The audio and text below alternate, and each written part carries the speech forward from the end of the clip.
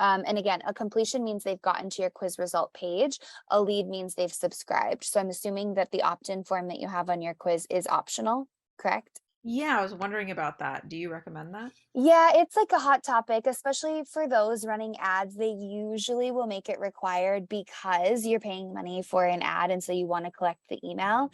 But that said, there's definitely people who keep it optional because if the opt-in form is optional, you typically see less leads come through because they can just skip it and see the result. But of the leads that do come through, they're typically more qualified. So before Gotcha. changing the opt-in form, what I might do is reach out to these 9 people that you've collected leads on so far and try to determine if those are the people that you're trying to attract. If these are highly qualified leads, if they've taken the calls to action that you're giving them, maybe purchased offerings, if that's what you're getting in front of them after they take the quiz, then again, I think the quiz is designed to attract the right people. And when the right people take it, it's working. Gotcha. So Okay. if that's the case, I wouldn't make it required.